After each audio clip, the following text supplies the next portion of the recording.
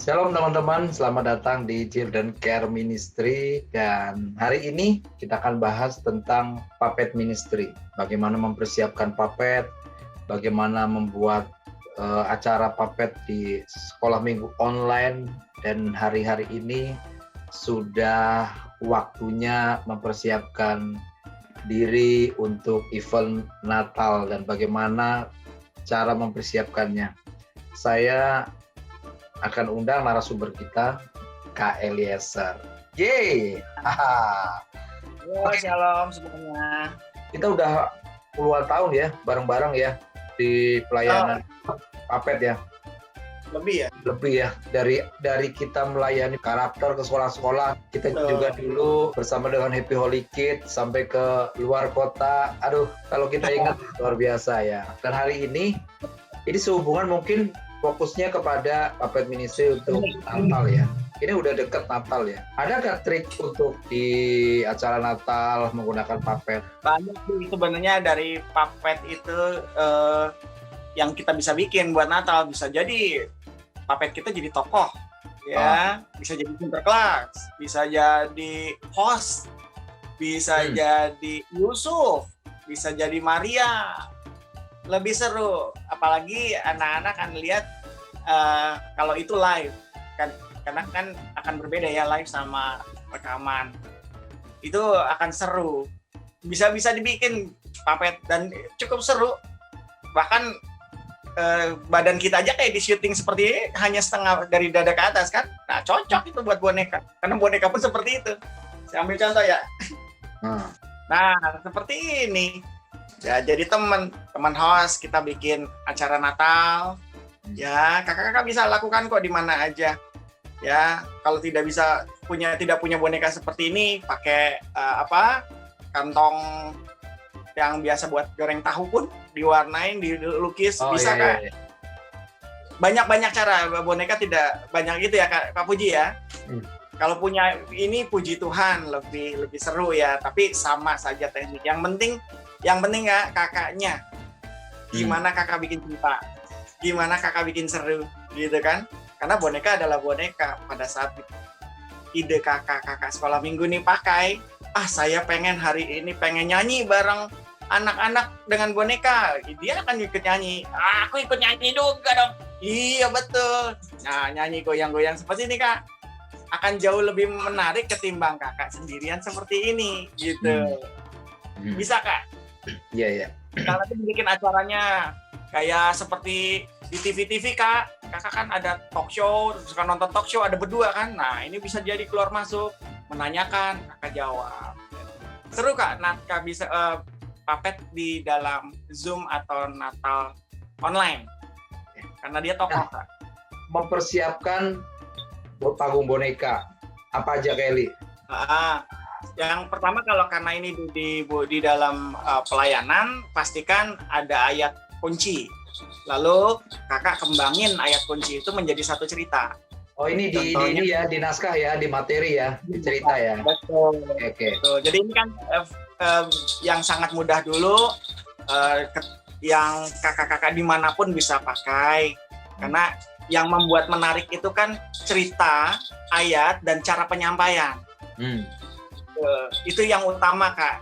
Jadi jangan kakak terlalu sibuk dengan harus beli bonekanya yang bla bla bla yang sestandar itu. Nanti kakak akan keberatan kalau memang dana kakak terbatas, tim kakak terbatas. Jadi sayang gitu. Yang penting ceritanya dapat, lalu kakak setelah ayat didapat, pengembangannya ke cerita apa? Nah kakak cari gimmick lucu kak pada saat penyampaian. Itu pasti anak-anak suka.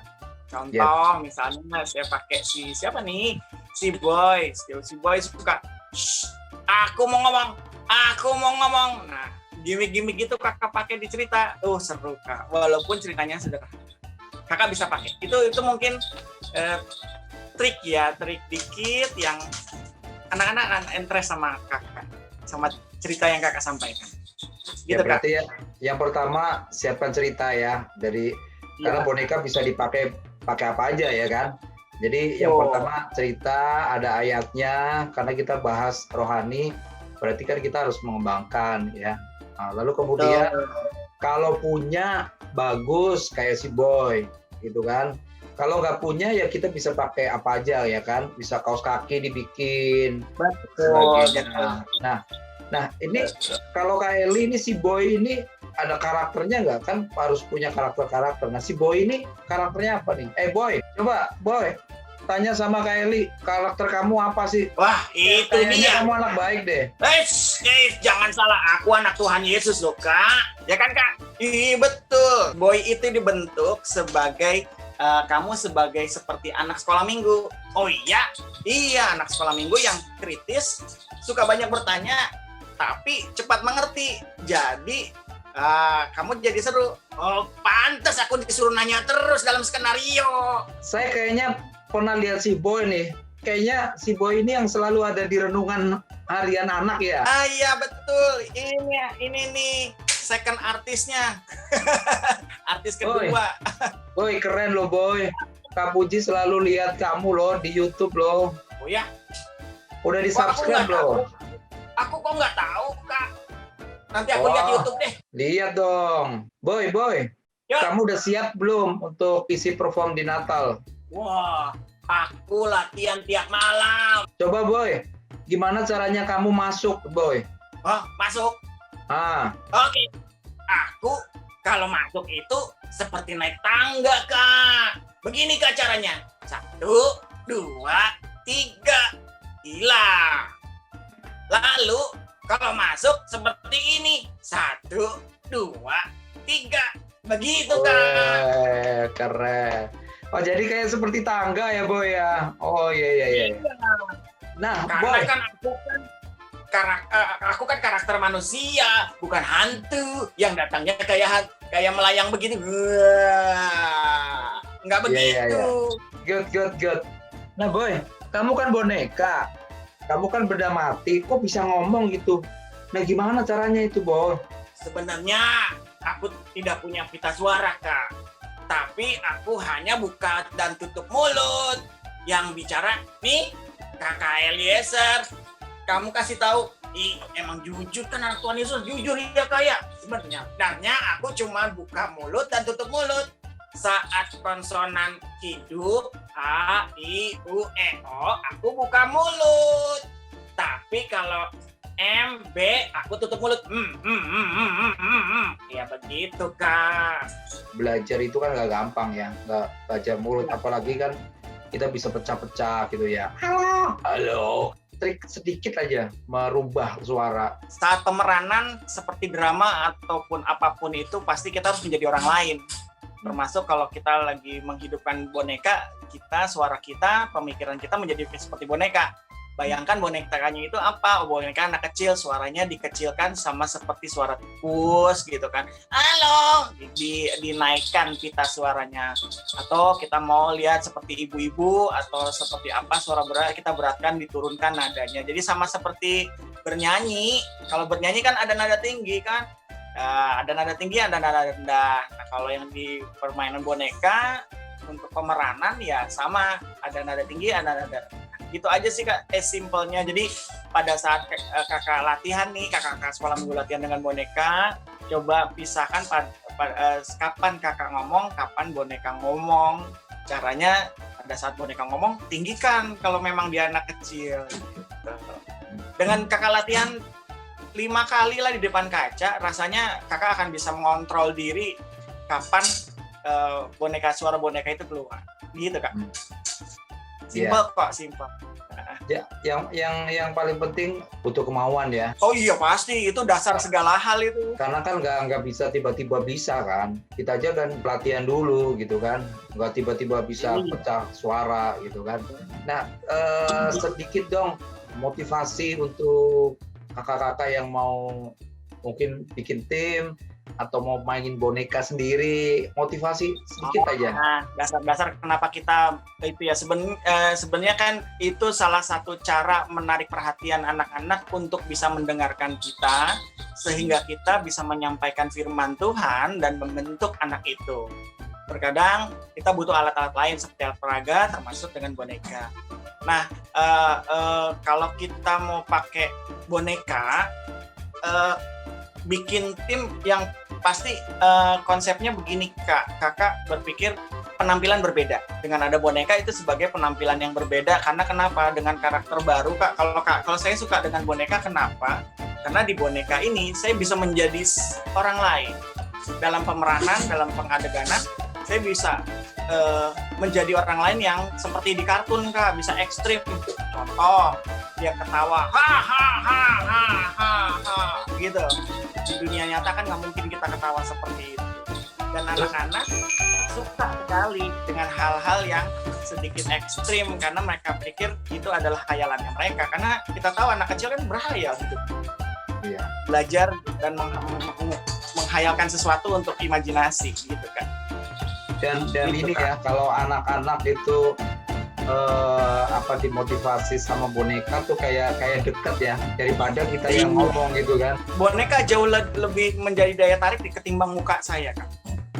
Yeah. Di airport, di bis, di mana boneka kita keluarkan menjadi titik untuk membuat anak-anak melihat ke kita. Kan kuncinya sebenarnya itu kan. Kita pakai alat peraga boneka ini buat menyampaikan firman Tuhan. Gitu kan. Dan mereka kepake, apalagi kita bisa memerankan dengan cara yang benar, anak-anak akan melihat boneka itu sebagai seperti teman hidup gitu, yang mereka pengen lebih kenal, lebih dekat. Bahkan hampir setiap kita perform ya Kak Puji ya, pasti anak-anak pengen peluk itu boneka karena mereka menganggap boneka itu hidup sebagai sahabat. Gitu. Dan boneka itu sampai sekarang tuh masih efektif, masih menarik ya. Nah, iya.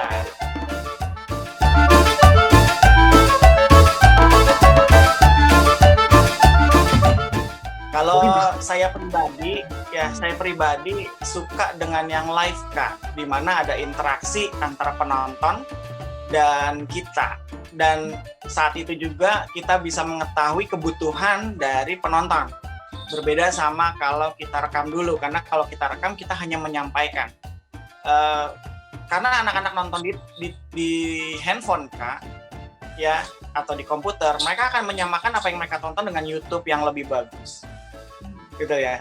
Nah, titik unggulnya kita perayaan Natal di Zoom lah, kita anggap di Zoom. Ada panggung boneka, ada boneka. Itu kalau saya sih agak saran coba di live. Anak bonekanya coba bertanya, berinteraksi, menyebut nama anak, lalu merayakan bersama-sama. Itu akan menjadi hal yang menurut saya spesial ya, karena ada interaksi tanya jawab, ada responnya gitu kan. Kalau acara kan mungkin agak bisa umum, bisa biasa aja, tapi pada saat kita anggap aja manggil artis kan mahal, pakai boneka kan kita anggap itu artis. Anak-anak akan melihat yang berbeda karena biasanya nggak pernah ada, tiba-tiba ada karakter lalu interaksi. Percaya Kak, kalau saya sih saya optimis anak-anak akan attraction, mereka akan seneng, bahkan mereka akan berlomba-lomba untuk mendapat jawaban dari karakter yang Kakak mainkan. Lalu pada saat pendramaan, Kakak tinggal main di bawah handphone aja dengan dua karakter seperti ini. Kakak sembunyi, lalu bertanya ke depan handphone, tanya sama anak-anak, diskusi dalam format kerangka yang tidak lari dari menit yang harus dilakukan. Misalnya 1 jam ibadah tetap, firman Tuhan tetap setengah jam, Kakak latihan. Saya rasa itu akan menjadi satu cara baru gitu yang membuat anak-anak akan bertumpuk, karena momennya cuma saat itu juga, direkod udah beda rasa. Sama seperti kita Zoom, kenapa kita ada Zoom live? Karena kita mau tanya anak-anak, bukan anak-anak itu juga pengen dijawab, pengen bertanya, pengen komen gitu kan. Nah, kita lakukan hal sama di acara Natal kita.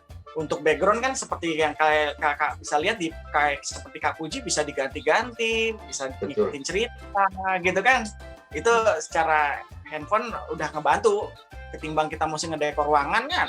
Tinggal tokohnya Kakak pakai boneka dengan berbagai bentuk Kak.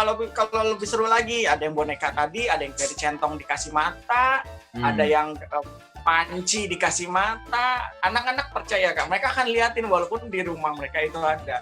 Dan bukannya nggak mungkin mereka akan ingat itu seumur hidup karena ada yang kreatif yang dari Kakak berikan.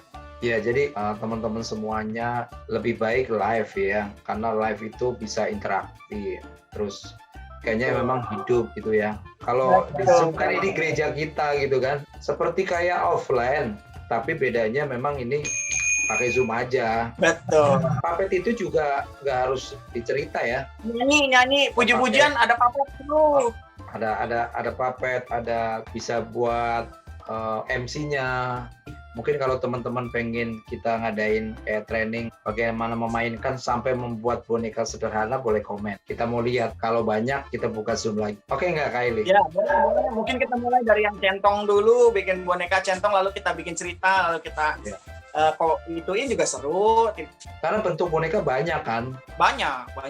Terus ada batasan nggak sih boneka yang nggak boleh dimainin? Kalau saya ada pantangan. Pantangannya adalah boneka itu tidak boleh menjadi Tuhan Yesus, satu.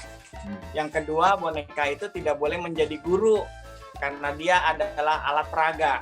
Karena kenapa? Kalau boneka sudah bisa menggurui, berarti gurunya tidak penting. Padahal yang paling penting yang ngembalain kan gurunya. Jadi tetap yang merangkum, yang menyimpulkan tetap gurunya ya. Oh iya. Betul. Apalagi bonekanya suruh berdoa, ngurapin ya.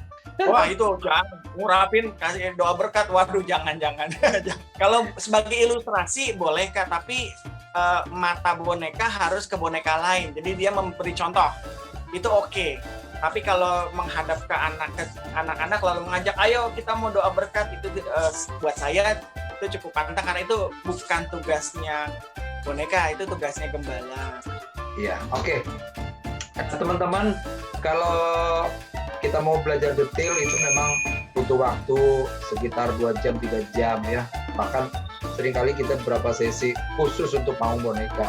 Tapi hari ini mudah-mudahan bisa menjadi bekal lah sedikit buat teman-teman semuanya. Kalau mau Zoom, bagaimana cara memainkan secara detail dan bikin boneka sederhana, komen ya.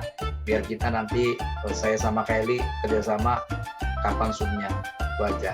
Oke, thank you ya Kylie ya. Thank you Boy. Oke, terima kasih Kak Puji. Terima kasih teman-teman. Ya, Tuhan memberkati ya. Bye-bye. Memberkati, bye-bye. Nah. Udah nih, pulang yuk.